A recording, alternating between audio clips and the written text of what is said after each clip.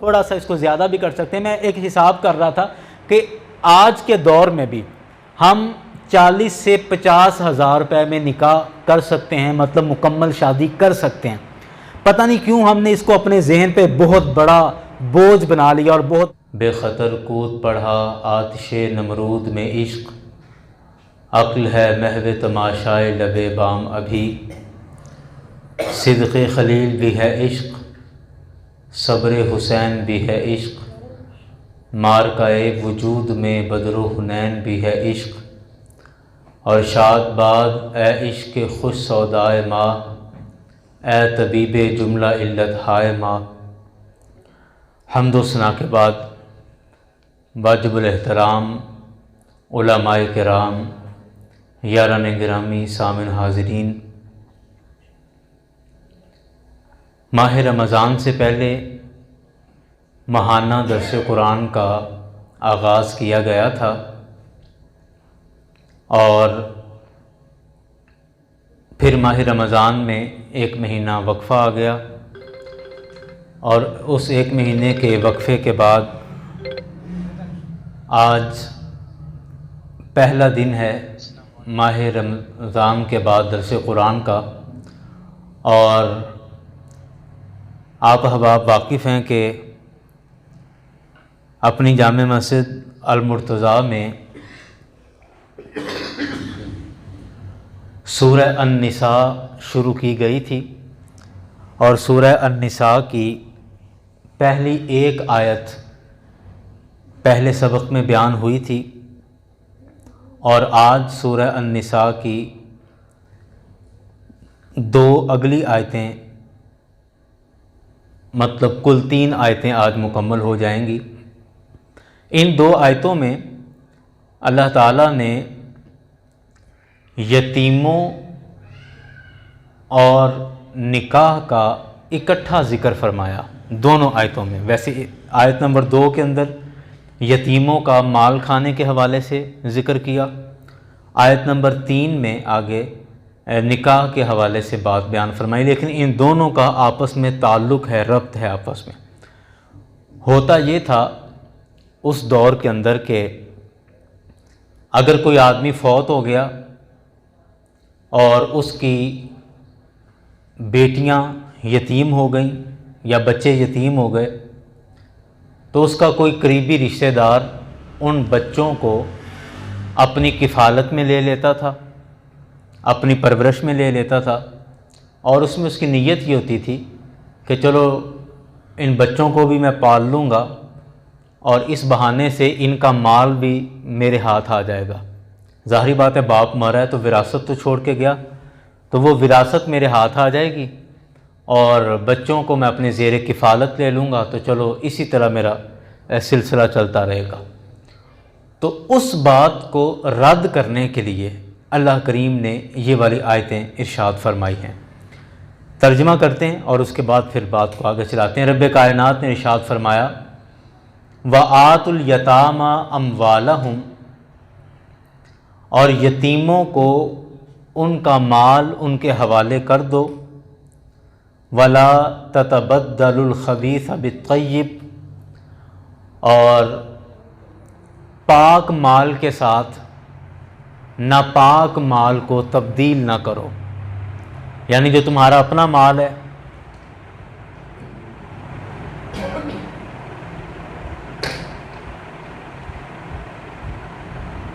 کہ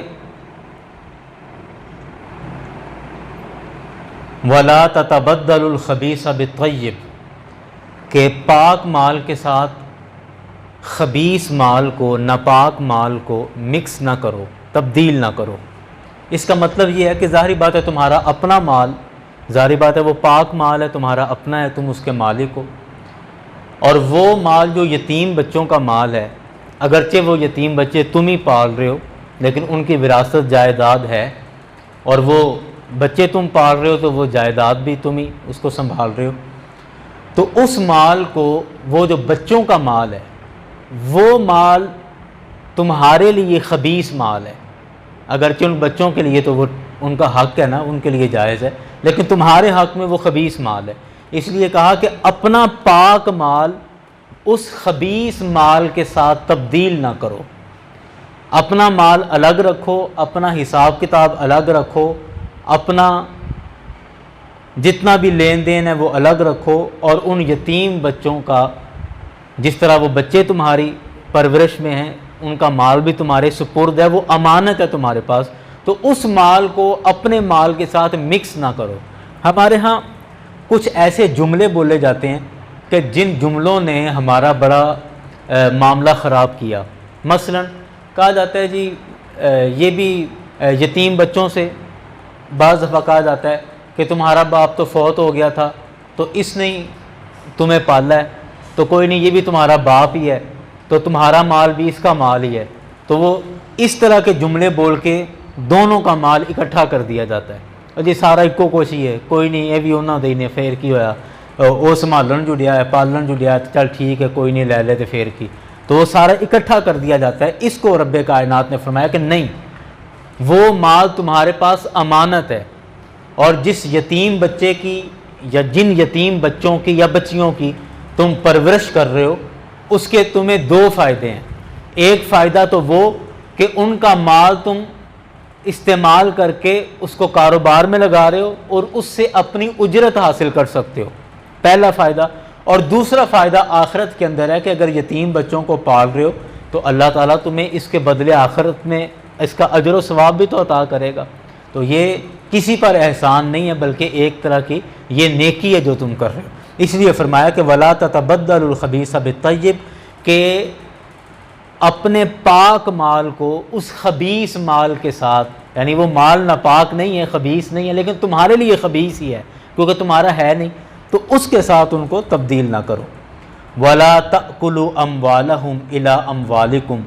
اور ان یتیموں کا مال اپنے مال کے ساتھ مکس کر کے نہ کھاؤ۔ إِنَّهُ كَانَ حُوبًا كَبِيرًا، کہ بے شک یہ بہت بڑا گناہ ہے، یہ بہت غلط کام ہے، یہ بہت بڑا گناہ ہے۔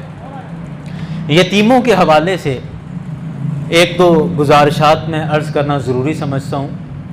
سب سے پہلے تو یہ ہے کہ یتیم کہتے کسے ہیں؟ یتیم اس نابالغ بچے کو یا نابالغ بچی کو کہا جاتا ہے جس کا باپ فوت ہو جائے۔ ہمارے ہاں بالغ اور نابالغ کا فرق نہیں کیا جاتا، جس کا باپ فوت ہو گیا ہم اس کو یتیم کہتے ہیں، یتیم نے جی، اب وہ بالغ ہو گیا یا بالغ نہیں ہوا، اس کی تقسیم یا اس کا فرق ہم نہیں کرتے۔ بالغ ہونے کے بعد بھی اس بچے کو یتیم ہی کہا جاتا ہے، جب تک کہ اس کی شادی کر کے اور اس کو اپنا گھر نہ بنا دیا جائے تو سمجھا جاتا ہے یہ یتیم بچہ ہے۔ نہیں، یتیم وہ تب تک ہے جب تک وہ بچہ ہے، یعنی وہ نابالغ ہے۔ جب وہ بالغ ہو گیا اب وہ یتیم نہیں ہے، یا بچی ہے وہ بالغ ہو گئی تو اب وہ یتیم نہیں ہے، بلکہ اب وہ اپنے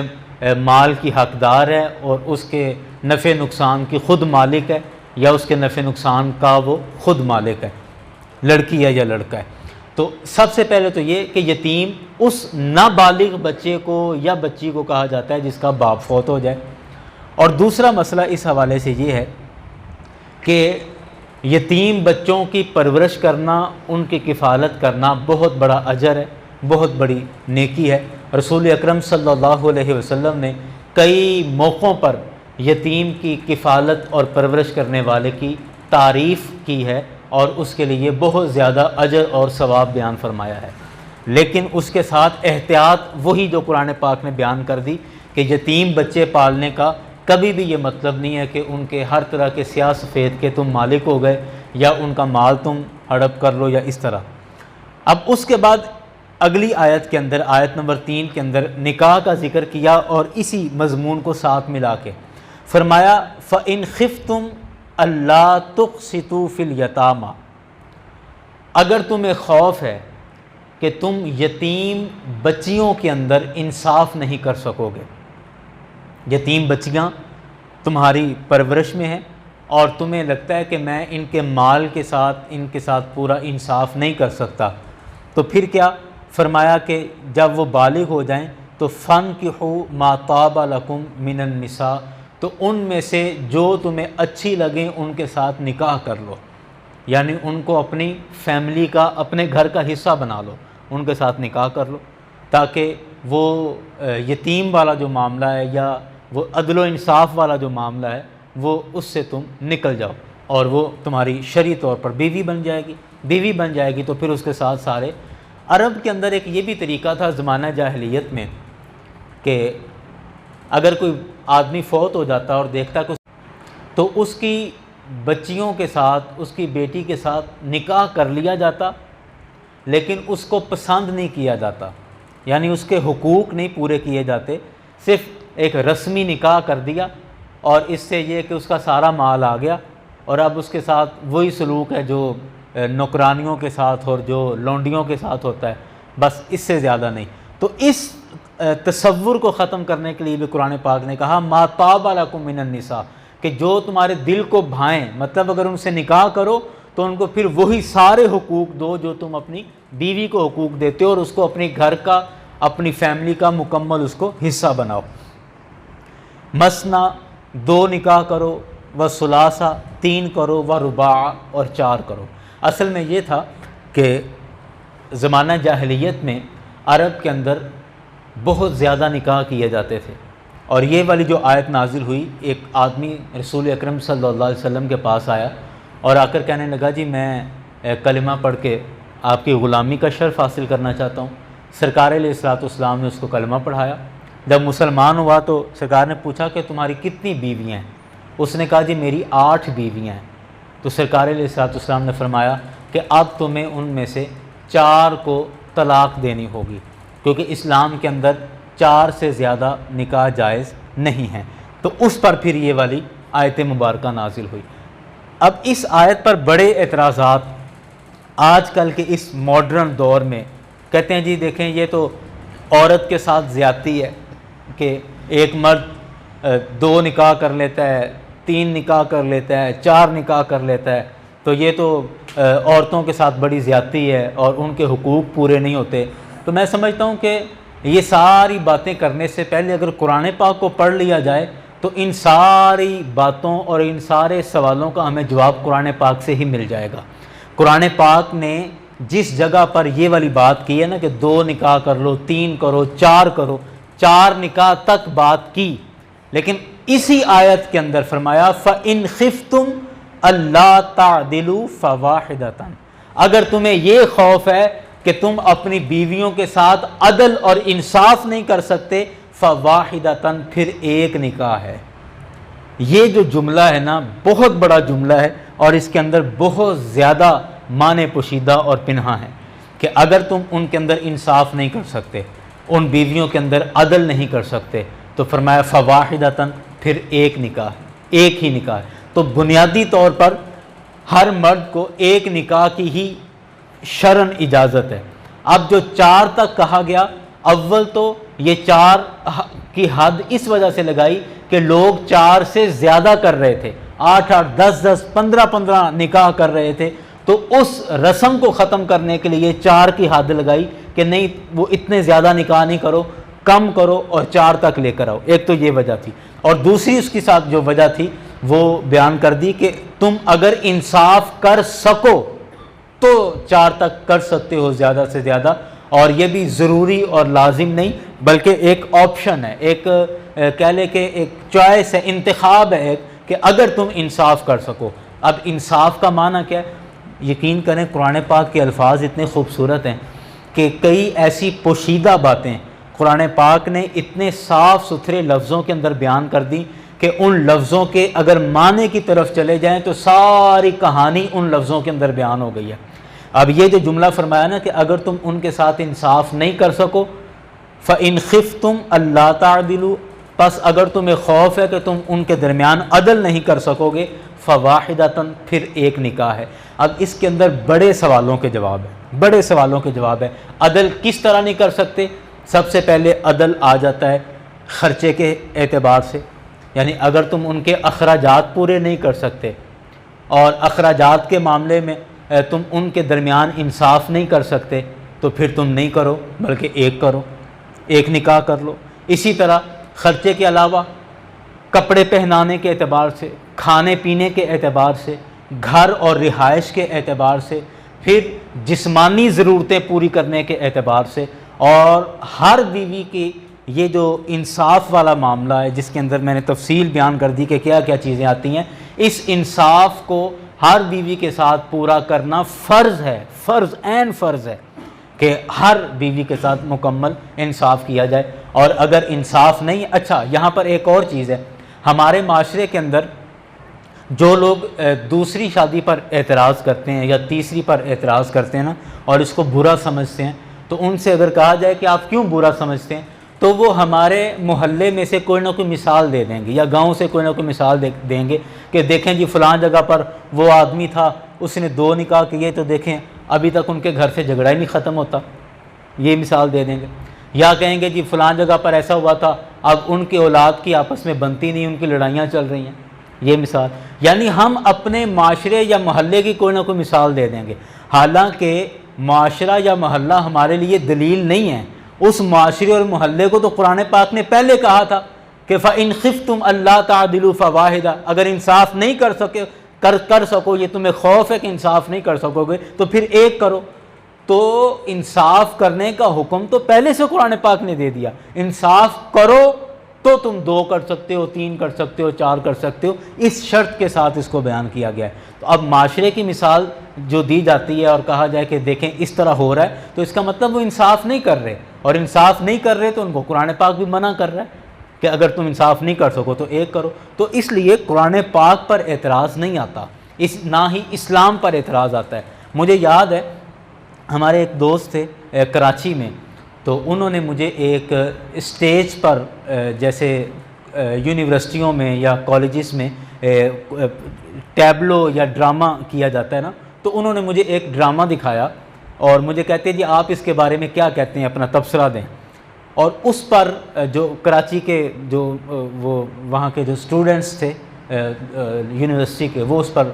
اپنی اداکاری وغیرہ کر رہے تھے، تو انہوں نے اس بات کو ثابت کیا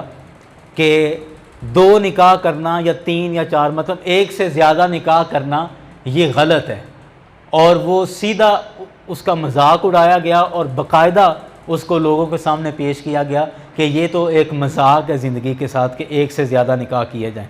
تو وہ دیکھ کر مجھے بڑی تشویش ہوئی اور بڑا مطلب دل برا ہوا، جی برا ہوا کہ دیکھیں یہ بے خبر لوگ ہیں، غافل لوگ ہیں، اور انہوں نے مسلمان ہو کر ڈائریکٹلی اسلام پر حملہ کر دیا ہے، قرآن پاک پر حملہ کر دیا ہے، یہ جانے بغیر کہ اصل قرآن کا حکم کیا ہے، قرآن کیا رہا ہے۔ قرآن پاک کو اگر ہم سمجھ لیں اور اس حکم کو صحیح سے پڑھ لیں تو میرا خیال ہے کہ سارے مسئلے حل ہو جائیں گے۔ اور قرآن پاک نے اسی آیت کے اندر یہ شرط بیان کر دی، اور یہ شرط، اچھا یہاں ایک اور چیز ہے، ہمارے ہاں جو لوگ 1 سے زیادہ نکاح کرتے ہیں ان کے اندر خرابی کی ایک وجہ یہ بھی ہے کہ جو ان کی زیادہ عمر کی بیویاں اور کم عمر کی جو ان کی بیوی ہے ان کے درمیان وہ فرق نہیں کر پاتے، یہاں سے لڑائیاں شروع ہو جاتی ہیں۔ یا ان کے ہاں بانجھ اور باقرہ، آپ اس کا فرق سمجھتے ہیں کہ جو بیوی یا جو عورت ماں بن سکتی ہے اور جو ماں نہیں بن سکتی زیادہ عمر کی وجہ سے، ان کی حیثیت کے اعتبار سے بھی فرق ہو جاتا ہے کہ ایک طرف زیادہ جھکاؤ یا زیادہ میلان ہو جاتا ہے اور دوسری طرف نہیں ہوتا۔ تو شریعت نے اس حوالے سے بھی احکامات بیان فرمائے کہ اگر تمہاری 1 سے زیادہ بیویاں ہیں، ان میں بھلے کوئی بیوہ تھی اور تم نے نکاح کر لیا، یا کوئی طلاق یافتہ تھی اور تم نے نکاح کر لیا، بڑی عمر کی تھی یا چھوٹی عمر کی ہے، جو بھی ہے ان تمام کے ساتھ برابر کا اصول برتنا۔ ایسا نہیں کہ یہ طلاق یافتہ تھی تو اس کو میں ٹائم بھی کم دوں گا، خرچہ بھی کم دوں گا اور اس کی ضروریات کا بھی کم خیال کروں گا، اور یہ کمواری تھی تو اس کے ساتھ میں زیادہ وقت گزاروں گا، ایسا بالکل بھی نہیں ہے۔ تمام بیویوں کے ساتھ برابر وقت گزارنا یہ قرآن پاک کا حکم ہے اور یہ عین فرض ہے۔ اور رسول اکرم صلی اللہ علیہ وسلم کی گھریلو زندگی اگر ہم پڑھ کے دیکھیں اور اس کا مطالعہ کریں تو آپ یقین کیجئے کہ یہ ساری چیزیں ہمارے اوپر واضح ہو جاتی ہیں کہ سرکار علیہ الصلوۃ والسلام کی وہ ازواج جو سرکار علیہ الصلوۃ والسلام سے بھی عمر میں بڑی تھیں اور عمر رسیدہ تھی، میرے کریم آقا صلی اللہ علیہ وسلم ان کے ساتھ بھی انصاف فرمایا کرتے تھے۔ تو اس کی تفصیل خیر ایک الگ ایک باقاعدہ مضمون ہے۔ بہرکیف رب کائنات نے ارشاد فرمایا بڑی خوبصورتی کے ساتھ کہ فَإِنْ خِفْتُمْ أَلَّا تَعْدِلُوا فَوَاحِدَةً، بس اگر تمہیں خوف ہو کہ تم ان کے درمیان انصاف نہیں کر سکو گے فواحدۃ، تو پس پھر ایک نکاح کرو، او ما ملکت ایمانکم، یا وہ جو تمہاری ملکیت میں تمہاری لونڈیاں ہیں۔ اب لونڈیوں کا کلچر پرانے دور میں تھا، اب چونکہ اس کا رواج نہیں ہے تو میرے خیال اس پر مزید بات کرنے کی ضرورت نہیں ہے، تو اس لیے ارشاد فرمایا ذالک ادنیٰ اللہ تعولوا، یہ اس سے بہتر ہے کہ تم ظلم کرنے میں حد سے بڑھ جاؤ، یعنی یتیموں کا مال کھانے سے بہتر ہے کہ تم ان کے ساتھ نکاح کر لو تاکہ ان کا مال شرعی طور پر وہ تمہارے پاس آ جائے اور وہ تمہارے استعمال میں لانا تمہارے لیے جائز ہو جائے۔ یہ اس سے بہتر ہے کہ تم ان سے نکاح نہ کرو اور ان کا پرورش بھی کرتے جاؤ اور ان کا مال بھی کھاتے جاؤ۔ تو یہ دونوں آیتوں کا آپس میں یہ ایک تال میل تھا، جوڑ تھا آپس میں کہ یتیموں کے مال کھانے کے حوالے سے۔ تو آج کی گفتگو میرے خیال مکمل ہو چکی ہے، اور اس سے اگلی آیت جو ہے اس میں حق مہر کے حوالے سے بات بیان ہوگی، اور اس کے بعد پھر یتیموں کے مال کے حوالے سے ہی بات ہوگی، اور اس کے بعد پھر اس سے اگلی آیت میں پھر نکاح کا مضمون بیان ہوگا۔ تو نکاح کے حوالے سے مختلف مضمون انشاءاللہ سورہ النساء کے اندر بیان ہو رہے ہیں، اور بالخصوص عورتوں کے حقوق کے حوالے سے، خواتین کے حوالے سے بہت زیادہ اس میں مسائل بیان ہو رہے ہیں، اور میں سمجھتا ہوں کہ ان کئی چیزوں کا ہمیں حل مل جائے گا سورہ النساء پڑھنے سے، کہ جو چیزیں ہمارے بھی ذہن میں کہیں نہ کہیں گردش کر رہی ہوتی ہیں۔ مثال کے طور پہ اکثر ہمارے ذہنوں میں یہ بات گردش کرتی رہتی ہے کہ یار عورت کو جائیداد میں مرد سے حق کم کیوں دیا گیا، یا اس کا حصہ کم کیوں ہے، یہ بھی ایک خلش ذہن میں رہتی ہے۔ تو انشاءاللہ ان تمام چیزوں کے جوابات ہمیں اس میں ملتے جائیں گے۔ یہاں میں آخر میں ایک بات ضروری سمجھتا ہوں کہ ضروری بات کروں کہ نکاح کے حوالے سے، چونکہ نکاح کی بات ہوئی تو میں مجموعی طور پر رسول اکرم صلی اللہ علیہ وسلم کی حدیث پاک ہے، آقا علیہ الصلوۃ والسلام نے ارشاد فرمایا کہ بہترین نکاح وہ ہے جس پر سب سے کم خرچ کیا جائے۔ سنن نبی داؤد شریف کے اندر یہ حدیث پاک موجود ہے۔ اب آپ اندازہ لگائیں کہ ہماری زندگیوں میں ہماری یہ روٹین ہے کہ ہم بچوں کا جب نکاح کرنا ہوتا ہے، بچوں کی شادی کرنا ہوتی ہے، تو اس پر باقاعدہ سے کئی سالوں سے مال جمع کرنا شروع کر دیتے ہیں، کمیٹیوں کی صورت میں، بینک بیلنس کی صورت میں، اور اس طرح کے ہم نے شادی کرنی ہے، یعنی ہمارا ماحول ایسا بن چکا ہے۔ جبکہ رسول اکرم صلی اللہ علیہ وسلم نے ارشاد فرمایا کہ بہترین نکاح وہ ہے جس پر سب سے کم خرچ کیا جائے۔ یہاں پر میں ایک مشورتاً بات عرض کروں گا کہ ہمیں چاہیے اس وقت جو ہمارا ماحول چل رہا ہے، سوشل میڈیا کا دور ہے، ہمارے بچوں کے ہاتھ میں یہ موبائلز موجود ہیں، اور ہمارے 5-7 سال کا بچہ وہ پورا ایکسپرٹ ہے موبائل چلانے کا، اور اس کو ساری چیزوں سے پتہ ہے گوگل کیا ہے، یوٹیوب کیا ہے، فیس بک کیا ہے، اور وہ اپنی مرضی کی چیزیں نکال کے اور نیٹ یوز کرتا ہے، موبائل استعمال کرتا ہے۔ اور ظاہری بات ہے جو سمجھدار لوگ ان کو پتہ ہے کہ یہ نیٹ ہے، یہ تو ایک کھلی دنیا ہے، یہاں پر ہر طرح کی چیز، یا کسی بھی گلی میں آپ گھس سکتے ہیں، یا کسی بھی فیلڈ میں آپ جا سکتے ہیں۔ تو جہاں اس میں اچھائیاں ہیں، اچھی باتیں ہیں، وہاں اس میں برائیاں بھی موجود ہیں، اور ہمارے بچے اس ٹائم پہ اوورآل آپ پورے معاشرے میں اگر غور کریں تو ہمارے بچے بہت زیادہ موبائل استعمال کرنے کی وجہ سے، چونکہ کچی عمر میں ہوتے ہیں، ذہن پختہ نہیں ہوتا، عقل مکمل نہیں ہوتی یا عقل پوری نہیں ہوتی، تو موبائل کا غلط استعمال شروع کر دیتے ہیں۔ کئی اس طرح کی شکایات آتی ہیں، چونکہ ہمارا تعلق بچوں کے تعلیم تربیت کے ساتھ ہے، بچوں کے پڑھنے پڑھانے کے ساتھ ہے، تو اس طرح کی کئی طرح کی شکایات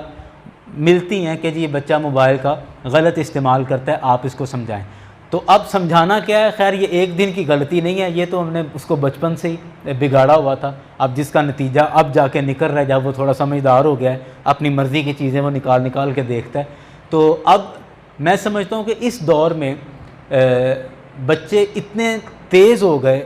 یا وہ باتیں جو بچوں کو عام طور پہ جب ہمارا بچپن تھا، جب موبائل کا دور نہیں تھا، یا آپ میں جو بڑی عمر کے جو جب ہمارا سادہ دور تھا، یہ سن 2003-4 سے پہلے جنہوں نے، یا 2000 سے پہلے جنہوں نے بچپن گزارا ہے، سادہ دور تھا، تو ہم 15-16 سال کی عمر میں جا کر جن چیزوں تک پہنچے تھے یا جن چیزوں کے بارے پتہ چلا تھا، آج ہمارے بچے 8-10 سال کی عمر میں ان چیزوں کو ایکسپلور کر رہے ہیں، ان چیزوں تک پہنچ رہے ہیں، اور اس کا نتیجہ ان کے ذہن پر بھی غلط اثرات مرتب ہو رہے ہیں اور ان کی طبیعت پر بھی، اور نتیجہ کیا نکلتا ہے کہ ہمارے بہت سارے بچے زنا کی طرف چلے جاتے ہیں۔ اب زنا کی مختلف قسمیں ہیں، اب ان کو کیسا موقع ملتا ہے، جیسا بھی موقع ملتا ہے، خیر کہ ہمارے بچے بہت زیادہ زنا کی طرف، جتنے بھی نئے بچے ہیں، میں چونکہ آپ بڑی عمر کے لوگ بھی یہاں بیٹھے ہیں، میں آپ سے کہوں گا کہ آپ کرتے بھی ہوں گے کہ بچوں پر نگرانی رکھیں اس حوالے سے کہ ہمارے بچے، ہم سمجھ رہے ہوتے ہیں کہ ابھی کھیل رہے ہیں، ابھی بچے ہی ہیں، لیکن وہ زنا کی کئی قسموں تک وہ پہنچ چکے ہوتے ہیں۔ تو اس کا میں سمجھتا ہوں کہ فوری حل تو یہی ہے کہ ان کی نگرانی کی جائے، تربیت کی جائے، سمجھایا جائے، لیکن مستقل حل یہ ہے کہ جو ہی ہمارا بچہ 18 سال کا ہوتا ہے اس کا نکاح کر دیا جائے۔ یہ مستقل حل ہے۔ میں اکثر یہ دوستوں سے کہتا ہوں کہ رسول اکرم صلی اللہ علیہ وسلم سے نیک انسان اس پوری کائنات میں نہ کوئی ہوا تھا اور نہ آگے کوئی ہونا ہے، یہ تو ہم کہتے ہیں نا سب، اور ہمارا ایمان ہے، ہمارا عقیدہ ہے۔ تو جب رسول اکرم صلی اللہ علیہ وسلم جو اس کائنات کے سب سے نیک انسان ہیں، ان کا نکاح اگر 25 سال کی عمر میں ہو گیا تو اس کا مطلب یہ ہے کہ 25 سال یہ آخری حد ہے نکاح کی۔ اس سے لیٹ اگر کریں گے تو پھر وہ لیٹ ہی لیٹ ہے، اس سے پہلے ہر صورت ہمیں اپنے بچوں کا نکاح کر دینا چاہیے۔ اب نکاح ہم جلدی کیوں نہیں کرتے؟ 2-3 ہمارے سامنے وجہ آتی ہیں اور رکاوٹیں آتی ہیں، ان میں کسی حد تک وہ ٹھیک بھی ہیں لیکن ہم ان کا حل نکال سکتے ہیں۔ پہلی رکاوٹ یہ آتی ہے کہ ہم کہتے ہیں جی نہیں، ابھی تو یہ پیروں پہ کھڑا نہیں ہوا، ابھی تو یہ کمانے نہیں لگا، اور ابھی تو یہ پڑھ رہا ہے، تو اب اگر اس کا نکاح کر دیا تو ابھی تو ایک کو پال رہے ہیں، اس کے خرچے پورے کر رہے ہیں، پڑھائی کے خرچے کر رہے ہیں، تو پھر ایک اور اضافہ ہو جائے گا، تو اس کے بعد پھر ہمارے اخراجات میں مزید اضافہ ہو جائے گا، تو یہ ہم کیسے مینج کریں گے؟ اب بچہ پہلے ڈگری مکمل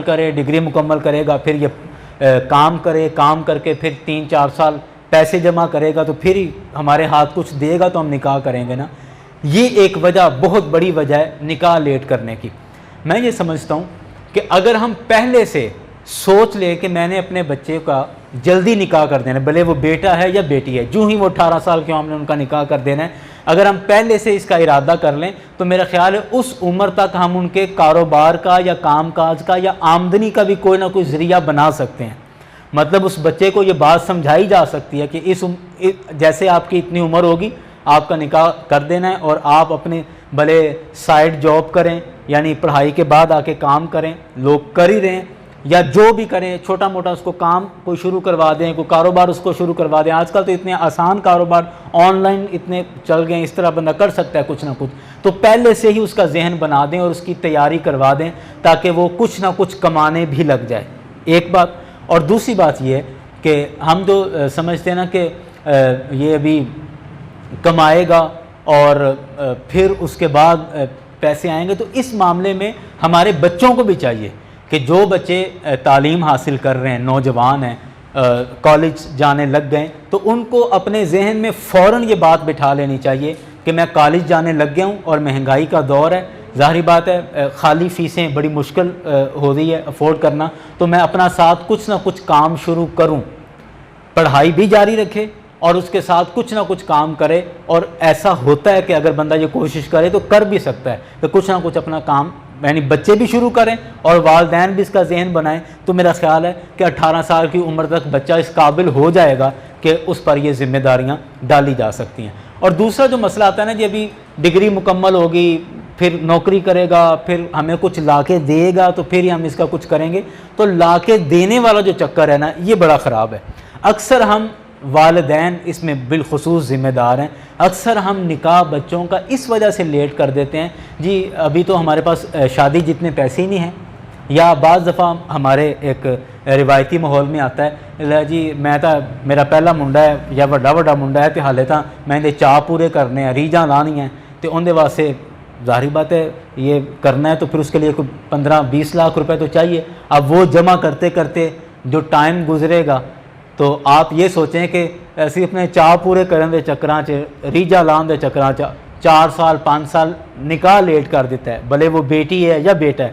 اب خدا نہ خاصہ، اللہ نہ کرے اس دوران اگر ہمارا بیٹا یا ہماری بیٹی کسی گناہ میں ملوث ہو جاتے ہیں تو اس کا کون ذمہ دار ہے؟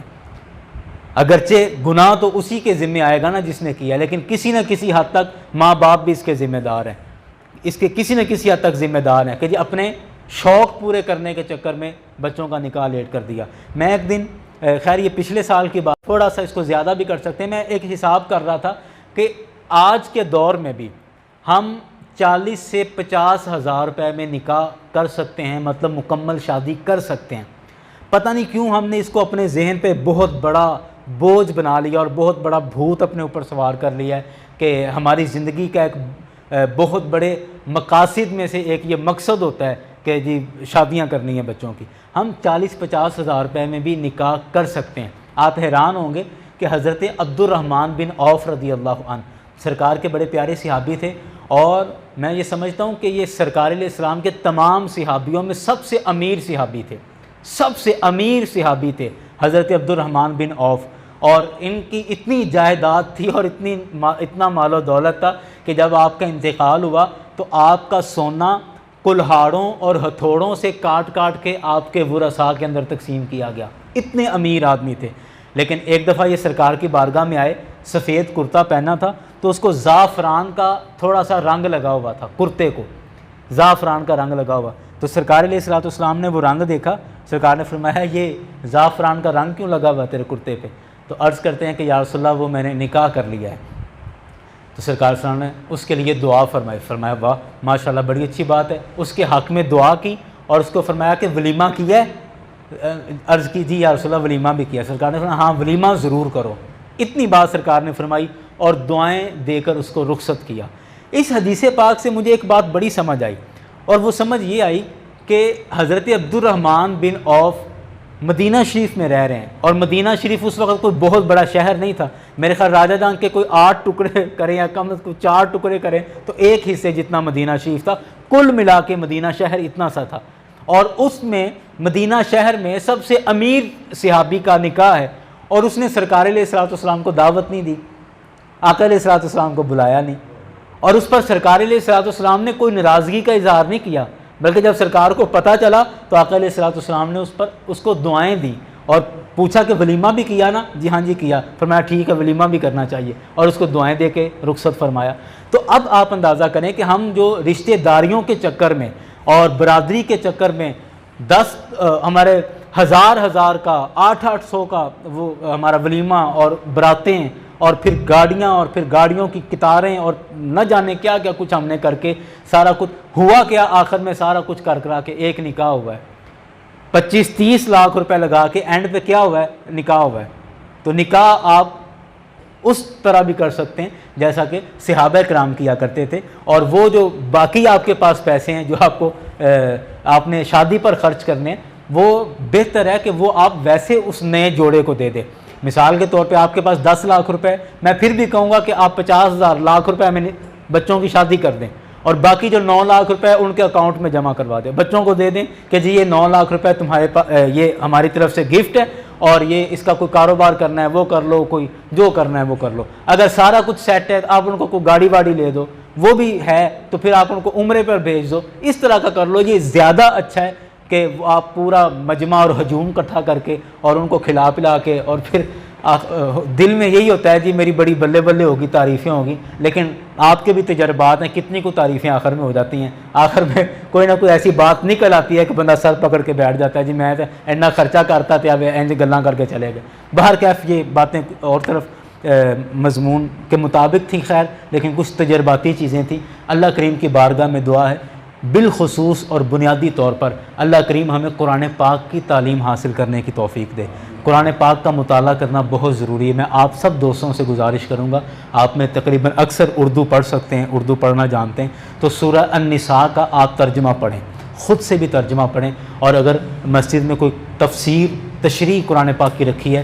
تو اس کو بھی پڑھیں، مطالعہ کریں، تاکہ ہمیں ان معاملات کی خود سے بھی خبر ہو۔ اللہ کریم کی بارگاہ میں دعا ہے کہ رب کائنات ہم سب کو قرآن پاک کی سمجھ عطا فرمائے، اور قرآن پاک کے علوم ہم سب کے لیے آسان کر دے، اور قرآن پاک کی ہدایتیں اور رسول اکرم صلی اللہ علیہ وسلم کی ہدایات پر ہم سب کو عمل کرنے کی توفیق عطا فرمائے۔